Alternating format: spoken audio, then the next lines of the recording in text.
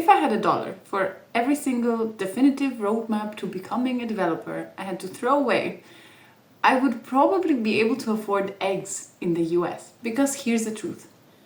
No roadmap or course will ever beat actually doing the thing.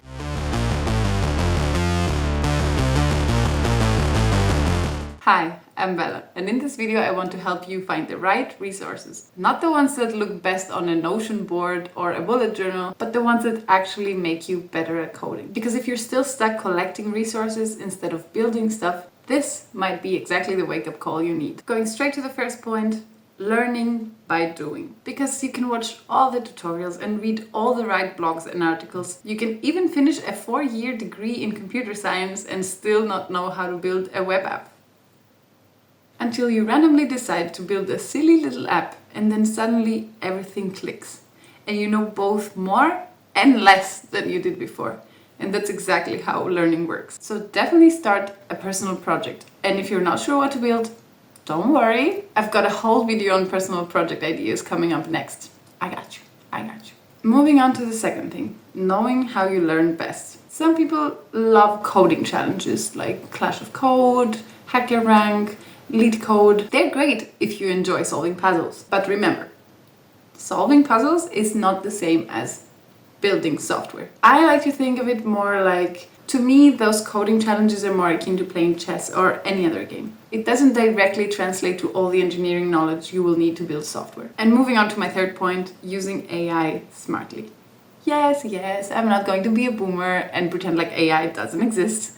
I do have my environmental concerns and existential crisis concerning the matter, but I use it. And it's pretty fucking useful. AI is the best rubber duck you could ask for, because it talks back. No, I didn't mean that actually. Like, you're so much cuter, and I would never replace you. You're so much more useful. Like, you will have a place on my desk forever, until the day that I die. I'm sorry. Just don't vibe code your entire project. That's not learning how to code, that's learning how to prompt. Instead, use it like a mentor.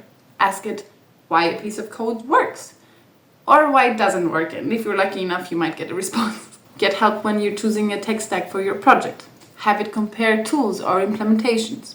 And when it gives you something overcomplicated, and it will, then simplify it yourself. That's where the most precious learning happens. Moving on to the last point, find your people. Hey, I saved the best for last. I will always have love for Stack Overflow.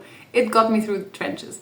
But to be realistic, most of the knowledge in there is already baked into some LLM. So instead of digging through some old threads, try joining coding communities. Join the live action.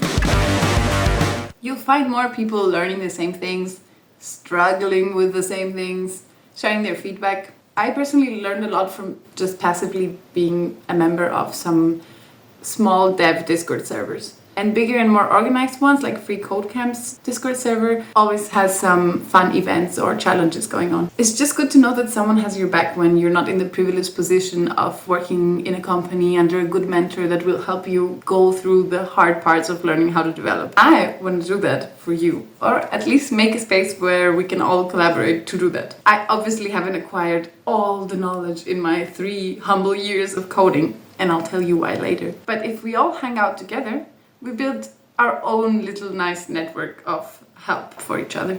If you will take me up on that offer, all the relevant links are in the description, and I honestly can't wait to chat. Here's what happens when you start talking to other devs. Everyone's better than me. My code is flawless. How dare you review it? And eventually... help? Jokes aside, the truth lies somewhere in between. 1, you always have something to learn from others. And 2, you always have something to teach. Every dev picks up their own stack, workflow, philosophy. That's why this field is so beautiful. We're all out there collecting little unique puzzle pieces of all the people we meet and work with. The real trick to learning isn't chasing the perfect resource. It's about staying curious, experimenting, and surrounding yourself with people who remind you why you started. This is from someone who is only now really starting to apply this and spent years of overthinking and impostoring. If you found this helpful, stick around. In my next couple of videos, we're going to talk about picking a project and starting to build it step by step. If you want to make this yapper really happy, Check the links in the description and drop in the comments one piece of knowledge you would want to share with other devs. Totally not for me to steal all your wisdom. Thank you so much for watching, and I'll see you in the next one. Bye!